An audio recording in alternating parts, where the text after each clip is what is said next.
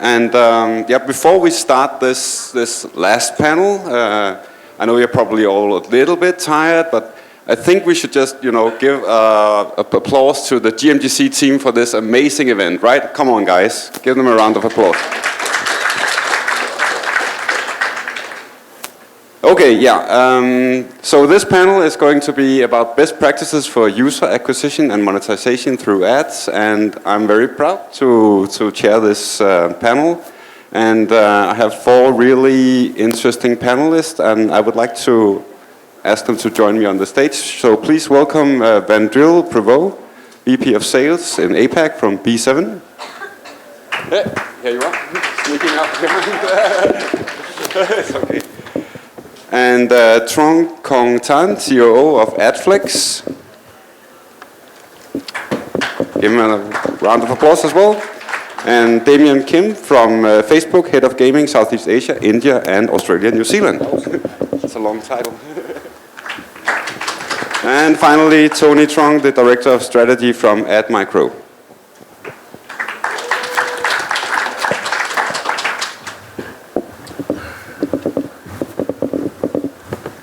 So great to have you here, guys. Yeah, as the title suggests, we're going to explore a little bit both on how to spend all our money and also how to make some money. So I think that's pretty interesting. But to get us started, if you could give yourself a small introduction about yourself and what you do. So, Tony? Okay. Well, my name is Tony, and I'm actually very honored to be here because it's one of my first time with a number of very prominent game developers and distributors. I'm from advertising, so I'm not part of the normal crowd. But I hope that I'm able to bring in some fresh view as far as how to acquire new users from a pure kind of marketing and advertising background. I work for Admicro. We are the biggest ad network in Vietnam with 97.2% reach. So very proud to be here to share our views. Damien? So I'm Damien Kim. I'm from our Facebook office based in Singapore from the APAC regional headquarters. My job is to work with gaming companies across the emerging market region as well as Australia and New Zealand. And we really just help them come up with their strategies for bringing their games to market. So obviously using Facebook as an advertising platform for their games. So very excited to be here. It should be a great session. Yep. Hello. Yep. Hello, my name is Thanh. I'm a CEO of AdFlex and one of the product of eGuide. My company is aimed at delivering the CPA network, that's including the mobile marketing, mobile network and affiliate network in Southeast Asia. Now we already had 4 years in Vietnam in terms of game distribution based on the share revenue model. And at the moment we focus on the Southeast Asia with the CPI model. So I would like to talk more about how to get more users through the advertising. That's what I do the best, and I hope you can get some insight after the panel. Thank you very much. Hi everybody, I'm Wandrille.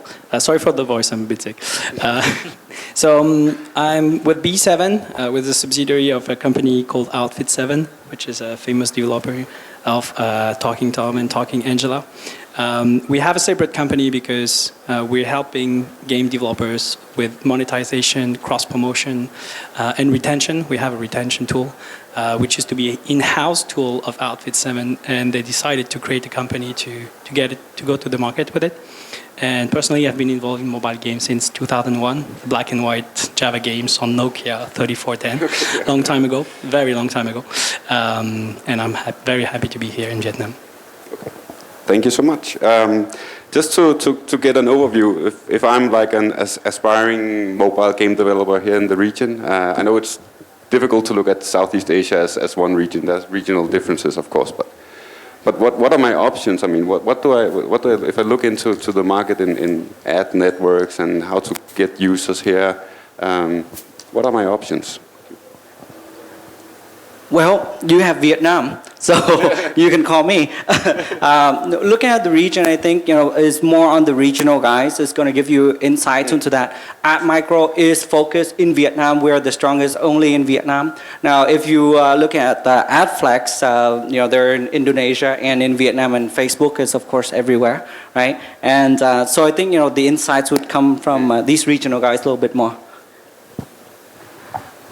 Sure. So obviously I'm from Facebook, so Facebook is a great channel and media platform to use for acquisition. I think when we speak and we work with the partners in the region, you really have to work across everything.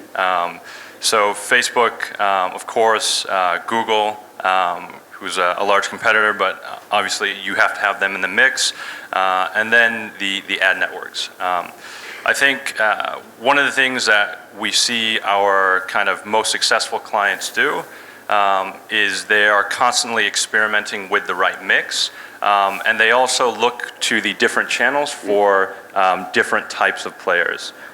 When you're chasing large volumes of acquisition, oftentimes the ad networks will help you deliver that at a pretty reasonable cost. In terms of higher LTV, or when you're looking for your whales or your payers, usually Facebook is a good acquisition channel for that.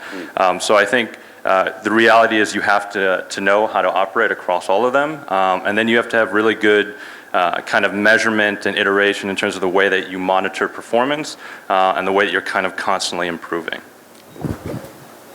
From my experience, I would like to segment the three segmentation. The first one is very biggest one, the Google and Facebook. So if they launch a game, the first thing they think about is how much they burn for Facebook and Google. The second segmentation is also about ad network. So exactly the advantage of ad network is they have some privacy, the premium inventory. So with this one, so the game publisher can have some choice beside because they extend to get as much as possible user at the beginning. And the last segmentation, like the long tail, is all the affiliate, the small player, or the in India. So with the cross promotion as well. So if the game publisher, they can take advantage of it because the cost for the last one, the last segmentation is very cheap when they compare with the two top one. And it's the first phase launching game. After the launching game, the second phase is the boost game and optimize. It really depends on the return on investment of each channel and to make a decision. If you want to put more money on the Google, Facebook, or some kind of ad network, or just still continue, go with now they have the detailed number, exactly which channel in the long tail you can pick up it. So I think for the whole regional like this, the strategy should be the segmentation, and after that you pick up, you try all the channels you can do. Segment is free segmentation, and after that you pick up the best one for the second phase. So I would agree with my colleague panelist. I think the mix is really important. I mean, Facebook is obviously a great source, Google as well, but you have to have very good tools to monitor what you're doing, and you have to try a lot of different ad networks and different people to work with. I've been involved in this industry for 9 years, and the thing you can see is, like, for one game, one source of traffic can be great. Facebook can be great for that kind of game, and these other kind of game, Facebook is not doing that well. And it depends on the game, it depends on the country, it depends on the time, because 6 months down the road, maybe this source of traffic was great, but now, later, it's not working anymore. So there's a lot of work to be done to try each of the channels and make sure that the one you measure properly to see which one are working best for you. And that's a lot of work. And I wanted to pull up another point that was mentioned at a previous session, was the language situation. So we see that Vietnamese, they do know enough to be looking at English kind of content, but a lot of the times they are not at the advanced level. So when you look at country specific, you need to look at the language barrier, the expertise of the local people, and what is their behavior like when they're playing the games, because it's different. So Facebook is going to be great for you to kind of start with, but then digging deeper into each of the market, then you need to look at that demographics. Yeah, that makes a lot of sense. If you're going to look a little bit about some of the numbers, if we look across the region as well, how expensive is it to get users here? How expensive is it to get users in Vietnam? In Vietnam, well, great numbers that we have. We have experience, or we have ran, because we have a lot of different games that we run in-house and also outsource. But we run as low as 6,000 dong for an acquisition, which is roughly about what, 25 cents or 30 cents, something like that. And some of the other games can go up to $1. Or even more, but we see that the lowest we have hit in 2014 was around 6,000 dong. So pretty consistent. There's kind of within Southeast Asia, and we look at the big 6 countries: Vietnam, Indonesia, and Philippines will be relatively similar. You can get scale less than $1. We actually have, we are just meeting with some of our big clients here, and they're scaling, into the hundreds of thousands, if not millions of users in not quite 20 cents or so, but probably 30, 35 cents for Android. iOS will always be higher because about 80% of the market across the board, with the exception of Singapore, will be Android. So there's just more supply and there's more inventory. As you move into Malaysia, things will get a little bit more expensive, and Thailand slightly, but still not super high. Sub $2. And then Singapore is more like a developed market. So anywhere from 3 to 5 or upwards. So it also heavily depends on the effectiveness of the way you set up your campaign, right? So the game, the way that you do your targeting, at least for our platform, actually for Google as well, who you're targeting, your relevance to those people. Obviously, the better you are at that, the cheaper your actual monetary bidding will the clearing price. So know your audience. Yeah. And know your games. Actually, there's one very important point. The type of game makes the price very different. Casual games, you can really get a download for casual games at 10 cents, 20 cents, even in Singapore for 80 cents, like 3-4 times lower price than average price.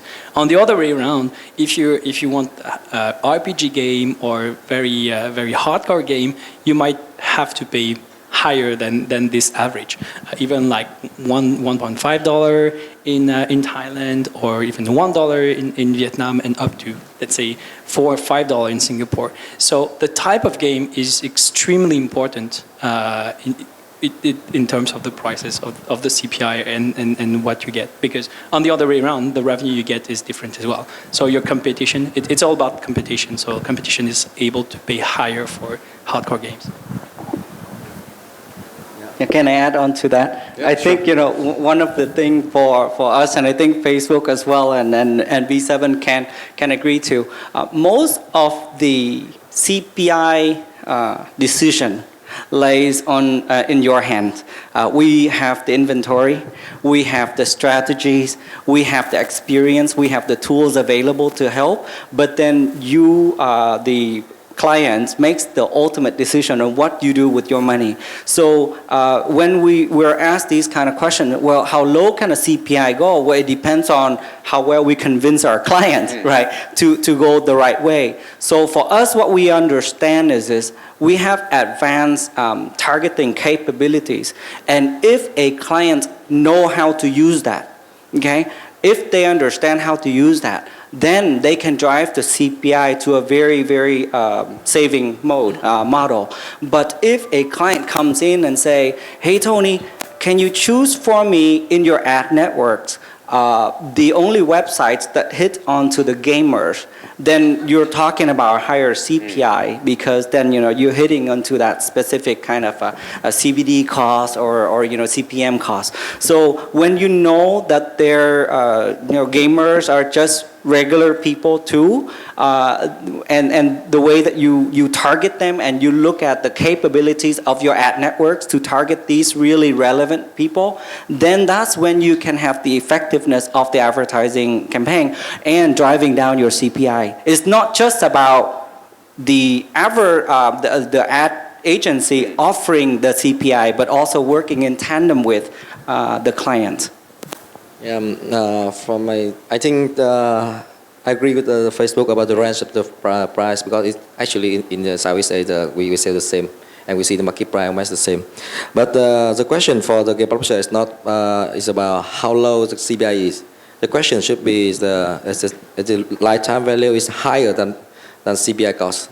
It's a good question, and because at the end of the day you calculate how much you invest, how much you return. So even with a hardcore game, for example, I can pay $1.5 or $2 for one user, but the RPU is much higher than casual game. So it's very for the casual game with a good title, with a popular title. So even you don't buy anything, you put a little bit money. So for the first week you can get a lot of user, but the money back is nothing, almost nothing. Especially in Vietnam, Indonesia, we see the RPU is quite low. In Vietnam, due to the limitation of the payment, we have no Google Wallet here. So in iOS as well. So that's why the CPI price is not the point. No. So you have to come. Of course, it's one of the important things to make a decision from the impression, click, installation, active user, retention rate user, but at the end, return investment. So the thing about return investment, you pick up the best one. Facebook or Google is okay, but if it's not qualified this one, how can we survive it? Okay, thanks. If we're going to look a little bit about how we can make some money out of our games, I mean that could be interesting as well. Now we're paid to get some users, so which market is the best if I'm going to monetize my game through ads? I mean, what should I look at here? So in overall, the best markets to get monetization from in the region is Thailand, by far number one. Then Malaysia, I would say. If we accept Singapore, which is so small that it's even worthless to take care of, almost. But at the end of the day, there's a point where you can make money with advertising almost everywhere, because spending on mobile advertising is everywhere now. So the point is, if you have enough volume, if you have the good users, and if you do a good advertising, then you can make money anywhere. Because we have the statistic, that's only 3% of people that pay the money in application. Almost is just 3% more or less. That means 97% they don't pay anything. So they have to go through the advertising, and it really depends on the kind of advertising the developer we use.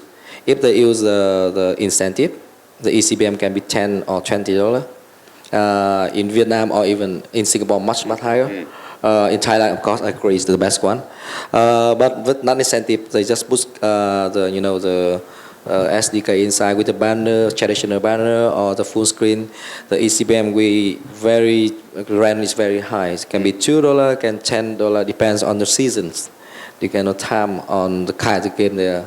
So I would say Thailand agree, Malaysia, and Vietnam, Indonesia. I think Vietnam, because I'm from Vietnam. Go Vietnam. But to do justice, I think that it's hard to look at what's the best. We can say what's the best now, but all of the countries has so much potential. And I think for me as an outsider, I keep hearing that the credit card penetration of Vietnam is at such a low number. For me as a as a brand strategist, if you will, I work across all the industries. So I work with banking, and I work with FMCG, and I work with various other clients. And I see that maybe someone need to work with some of these financial institutions so that you can push these numbers, because it ultimately affects your piece of pie. So if we're just sitting around and saying it's only at 3% and and not doing anything about it, then there's an opportunity for someone to come in. So I keep hearing that all day today, and I said, well, why don't you just talk to me and let's link up with some banks and let's do some promotion and do some stuff so that we can grow that number. So I think that similar to the way that Zynga won their market was they look outside the box. So they don't see that as a limitation, and they see that as an opportunity. So monetization, if we unblock all these kind of challenges, I think Vietnam might be up there somewhere, right, in the higher amounts. Okay. Yeah, that's really interesting. And actually, you were talking about banking as a potential advertiser in mobile games, right? I mean, we are used to seeing ads for Candy Crush or Boom Beach or whatever, Clash of Clans, when we play our games. But what about the normal brands? How do they look at mobile games here as a channel, as a media?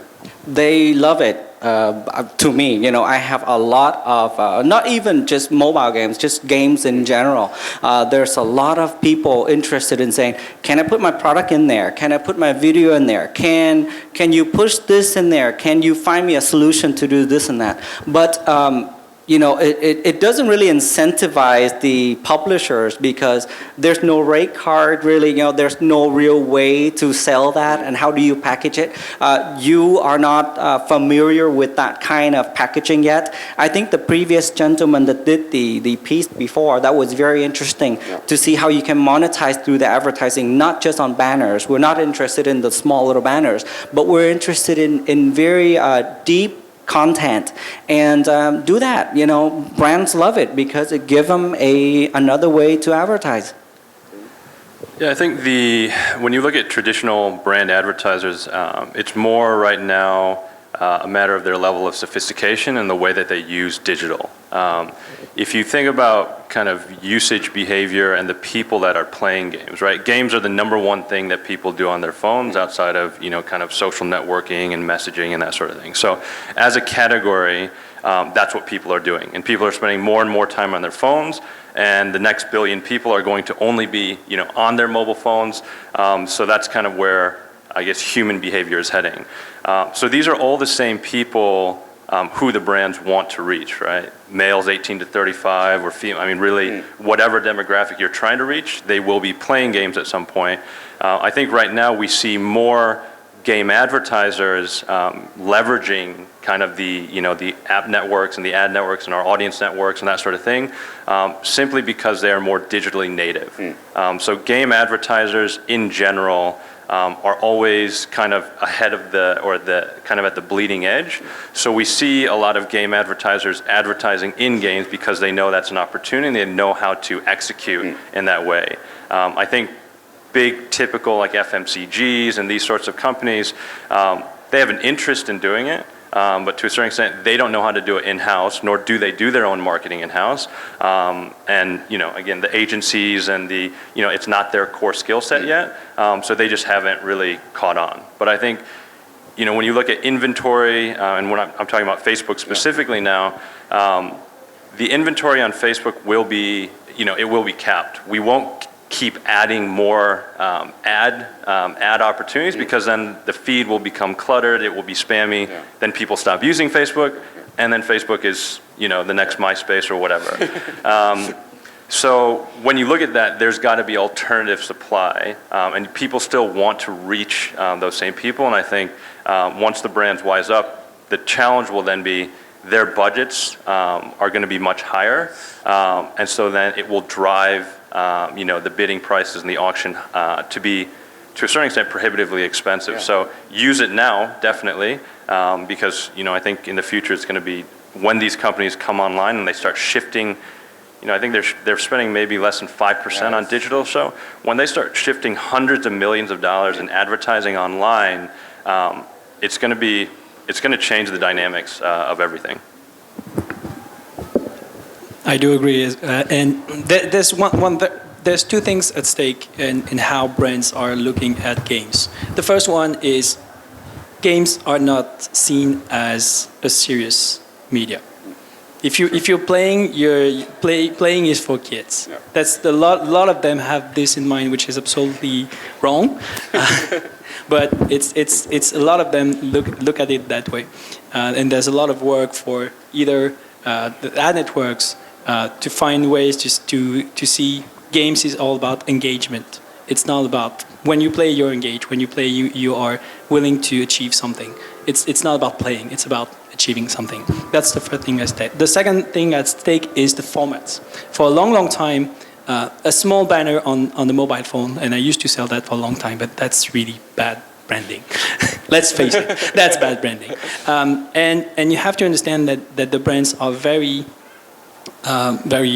careful about their brands, obviously, and they love video. I mean, when you're product manager of a brand, all your work is focused on what your TV commercial, your 30-second TV commercial, and that's the rise of the video that happened like 1-2 years ago has opened up a lot of traffic for the brands, and a lot of work for that. So, and formats are really important for that, and Facebook has good ones. I would say for the small and medium developer, especially in Vietnam and Indonesia, I see there's a problem with them is they invest very short term. So the IP problem, for example, they can be sued anytime, and the app can be get out of the Google Play and Apple Store anytime. The first thing, from the advertiser side, the brand don't want to put the image in the application, without the copyright. Just make the small and medium developer in Vietnam is difficult to make the money from this application. For the big one is I agree, and that's why because of the situation, so there are more and more small developer. So they try to make the small mini game in a short time, and that's why now we go to the Google Play and Apple Store in Vietnam, Indonesia, you can see they're full of the crap application. You see, and in our top 100, you can see it's almost the international one, not the local in this area. When I go to Malaysia, I can see now they try to focus on the IP to make the game with the IP, but the percentage of the game with the IP is very, very limited in Malaysia, in Vietnam. We can count on the hands. Okay, thanks. I think you already touched a little bit about the formats of the ads. I mean, I'm pretty sure all the gamers among us are sometimes a bit annoyed about the different ad types that pops up and like ruins our gameplay. So how can we do something about that? I mean, looking at the formats, what formats work, what should we avoid? So actually at B7, what we do is we make sure we never interrupt the gameplay of the user. That's the first rule. And we don't use banners, actually. We have game wall, where people are actively looking for more games, more apps to download. And that's one way of doing it. We do video as well, and incentivized video works very well, where people get a very small reward to watch a video, and with the video, the quality is very interesting, because what is important for a game developer and advertiser is a long-term value. Yeah. And when someone sees the video of a game, then they know what the game is about, if the video is good. Hopefully it is. And then at the end of the day, if you watch a video of a game you don't want to play, you would never download it. Then the advertiser won't pay for it. So the quality is better. And what we see is less and less banners, sometimes interstitial at the end of a game, at the end of a gameplay, at the end of a game loop. But the small banner at the top of the bottom is really decreasing a lot. And advertising is all about not interrupting the gameplay. That's really important. We don't interrupt either. We're different. We own newspapers and magazines online. That's the core of our business. So we do not, work with a network of games. So I'm sorry to say, but we look at the user experience at the same time. We try to look at contextually. We try to look at the user experience and making sure that they're initiating the ad play or they're initiating this kind of interaction. So we look for that kind of things, and that's where the big data group comes in, and they optimize that. So if we have a piece or review or something on game, that's when the game advertising will be shown, or if something relevant would be shown. So if some guy is reading about how to wash his hair, I'm not going to be showing a game piece. So making sure there's no interruption in that. I can't speak to how you integrate advertising format into your game. I can say from an advertising perspective all up, video, and if there's one thing that you take away and change in the way that you do your advertising, we can definitively say that video is performing extremely well. We've seen it explode across our entire network. From like 1 billion to 3 billion, I think it's 4 billion or something videos a day. As a format, video is just so much richer, right? You can do so many more things, you can communicate so much more, and that drives engagement, right? That is when people will stop and they will watch a video, whereas oftentimes with a static image, they will just keep scrolling or keep reading or whatever else. The trick with video is it's expensive. It's definitely more expensive to produce high quality video assets than it is static. And one of the things that we're seeing game companies do really well are use these cinemagraphs. So again, it's just the motion, and now I'm speaking specifically around Facebook, but the motion and the movement catches the eye, and the user then stops and takes a look and wants to know what's going on. But in general, if you're able to produce video, and it doesn't have to be just of gameplay, and actually a lot of companies now are moving away from just showing gameplay. They're using their storylines, they're using their characters. I mean, you look at what Supercell is doing massively across the platform worldwide. They're running TVCs, but they're also running a ton of video across all the networks. And what they're doing is they're using their characters, right? They're building IP and they're building awareness, and they're strengthening their brand through using their characters. But obviously, it's working extremely well on top of everything else they're doing, and they're just, they're dominating right now. So, video as a format, absolutely. Is something that we're seeing drive a lot of success. We know also when people watch videos, it will have the same, if not lower CPIs. We also know the CTI rates are much higher. So once someone has watched a video, they have a sense of what it is that the game is. When they go to the App Store, they will complete the download, they will launch the game. You won't see the same type of drop-off that we typically see with static image. Yeah, I agree. The video always the top one for both advertiser and publisher. But besides this, because we had to look deeply inside the game, because not every game can get with the video. It depends on the context of the game. And one more kind of ad format we can think about the incentive. If you look at the publisher side, so it can bring a lot of the revenues for the publisher. But agree, if you look at from advertiser side, so the engagement for the advertising can be low because the people they just watch the video because they want to get some award. And the third thing I think about is some kind of the affiliate. So yeah, it's like the marketplace. The developer can freely choose what kind of campaign is suitable with their game, and they promote it because they know exactly who's as a user. So they know some characteristics, some behavior. That's why when they pick up the campaign from the marketplace, it will be the most suitable for the game to promote this new game. Yeah. Okay. Thanks. I think we've been through all of you. You were talking a bit about the game type and what can the game actually, what kind of different types is capable of actually supporting video or supporting a heavy monetization through ads? I mean, is it casual game, mid-core game, RPG? What kind of different titles are we looking at here? I'll try for that. Yes. I think, my mind is still on the videos thing. I think that does video really work that well? I think it's important for you to look at video as a way to tell the story with a fuller experience. But it depends on what you're trying to do. Going back to the traditional kind of marketing model, if you're looking at awareness, if you're building a story, for example, this morning, Mr. Yup, right? He was telling the story about I love coffee.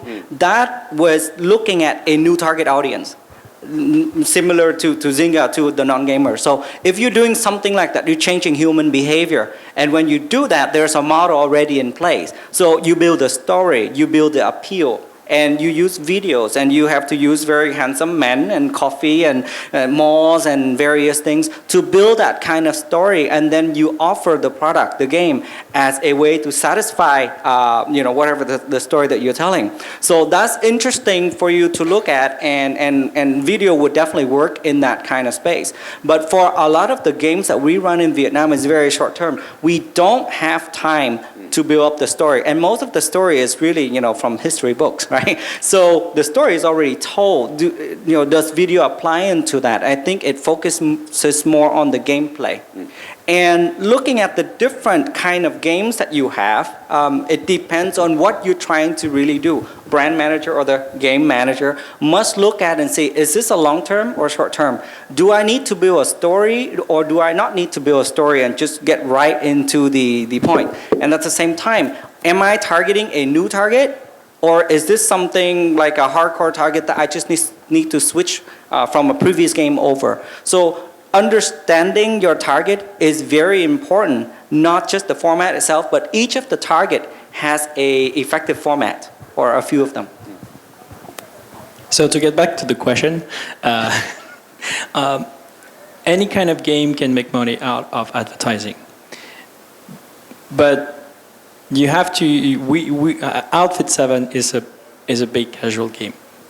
I mean, they have 250 million active users every month, and I can give precise number, but the huge majority of the revenue is from advertising, by far.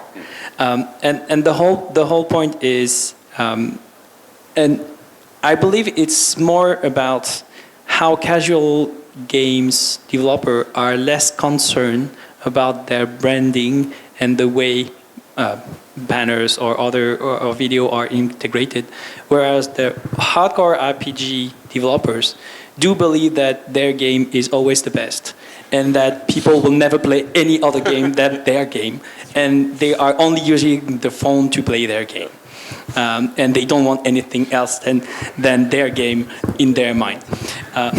Sorry, just kidding. Any hardcore developers? Yeah. No, but at the end of the day, there's a bit more more heart from RPG developer, and the relationship the players have with the game when they play hardcore games. I still don't really agree with that, but in the mind of the developers, it's like this. I would say if we look from the hardcore user, they're willing to pay money. The mid-core hardcore user, they're willing to pay money. And when you're playing the game, suddenly there's some advertising, so it makes them annoyed. Yeah. That's why the game developer or game publisher, they afraid of to putting the kind of advertising inside the hardcore game. But for the advertising, I think the casual game, this mini game is the most suitable. You can try a lot of things because it's easy to get user, and this is not a loyal user. Seriously, normally for the mini games, you can take 3 to 7 days. You can leave your game, and for the casual game, a little bit higher, longer, but still. So and more than 95-7% of the casual games don't pay. So from my view, we can test, we can try on this amount of user. And the casual and the mini game is more suitable for the incentive, for the video, for the hardcore game. I agree that's very sensitive to put even rich media or banner inside. Yeah, even like this. So you put a video with 50 seconds, they can throw the game out, and this is the point. Okay, before we, I think we are almost there, but we're going to sum up and try to go back to the topic, like the best practices if I'm a developer, and I both want to look at acquiring and also monetizing my users. I mean, can we give some short pointers to all our aspiring developers here? I think the key for everybody is to retain their user, and retention is the key of having less cost. It works for any other brands in any other markets, but retaining your user costs 3 to 4 times less than acquiring a new user. So all the tools that helps you retention, including ours at B7, are very important, and everything you do should be focused on retention. For the rest, having good tools to make sure you measure properly your acquisition cost, your LTV across networks, across countries, and have some time to monitor and manage that. That's a very specific thing. I'm realistic people, so let's see if you think about the advertising. Just mean your game, you have to, recognize yourself. Your game cannot make a lot of money with in-app purchase. That means you have to spend, you have to know how to monetize the rest of user.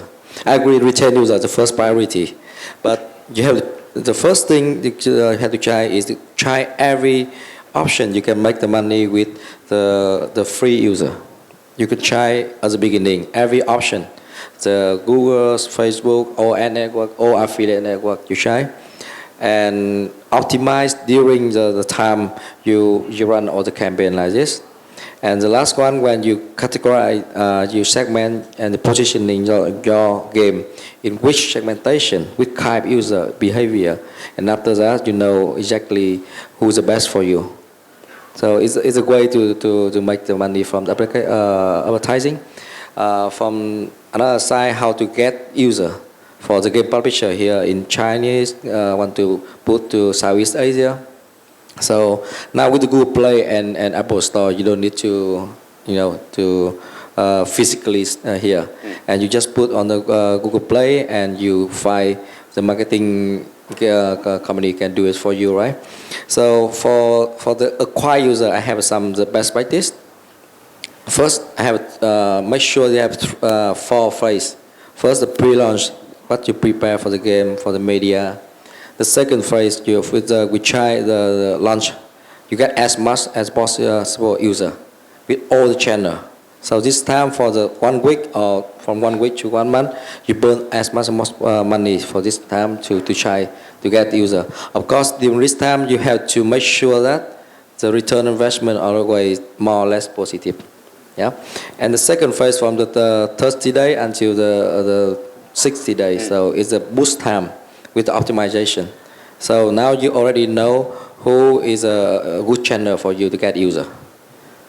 Okay, so you take this one, put more money in this, and the third phase you try to boost mass user, because now you know exactly the user behavior, the type user, the paying user. So push much more money on this with all the channels, TV, or maybe the all kinds you can think. Yeah. So that's my practice for you guys. So in terms of guidance or the things that we're talking about with a lot of our gaming partners now, somewhat similar is actually having a real marketing plan. I think a lot of game companies, they're not traditionally marketing-oriented businesses, so they build games and they pour their heart and soul into developing or getting games and then localizing them to publish and that sort of thing.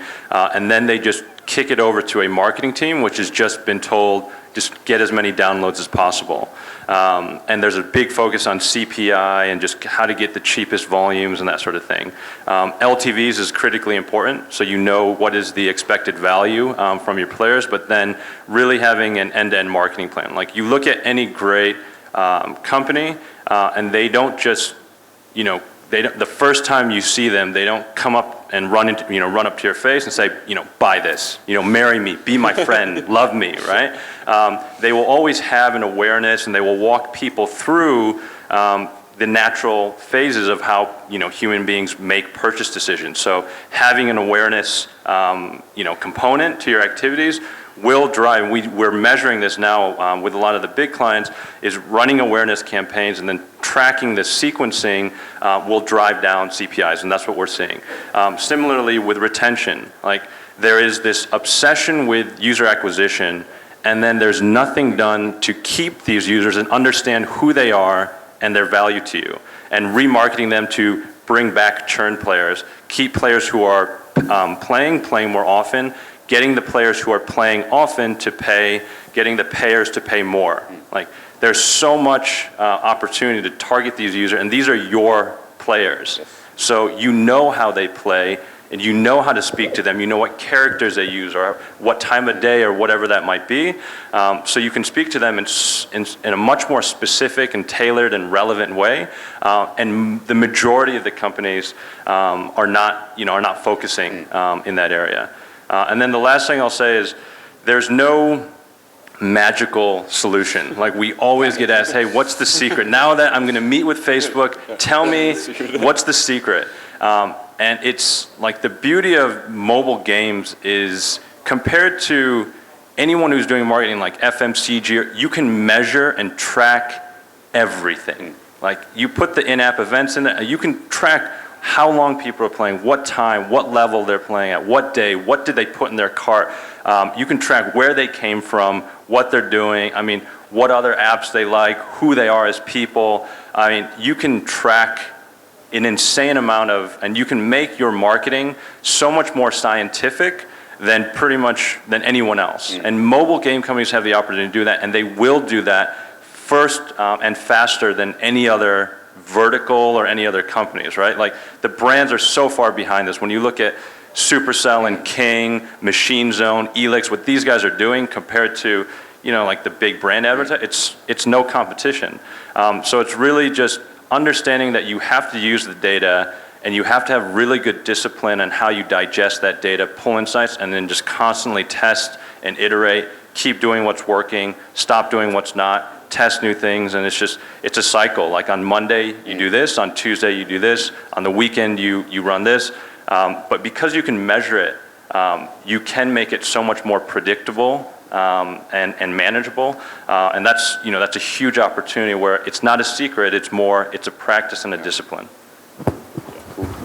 Wow, what can I add to that? I think Facebook hit it all, but yeah, driving some key points. Data driven, you have the data, use it. Number two, I think it's really important is the awareness that Mr. Kim mentioned, but share with you a case study. Don't forget the PC. We're so focused on mobile, we forget the PC. So for one of our big clients, the Soha Game, the diamond sponsor up here, they ran a campaign with us, and this is hot off the press, where we have the opportunity to look at cross-device. So what that means is we can match if you're on the PC and if it's the same you on the mobile or not, and we have a good 68% matching up. And what we did was we ran a awareness campaign, very cheap, okay, on PC. And when we have enough of that awareness campaign, we retarget these guys on the mobile and use the data-driven, open up the funnel into the awareness, because usually you start with the click, right? Or you start with the CPI. Well, go up the funnel a little bit, okay? Go to the awareness level. When you get to the awareness level, track all those data, and what we saw was if we build the awareness with PC, and then we retarget them on the mobile, we saw almost a 60% increase in mobile installation as compared to if they ran a mobile only. So we saw that there was a way, we don't sell on the CPI basis, we still sell on a CPC basis. But when we did that, we were able to lower the CPI, when you do the calculation. So cross-device is really important now because the PC hasn't gone away, and we tend to forget that when we're in the mobile business. Thank you so much. I'm just going to look at Jesse. Is it okay for some questions from the audience?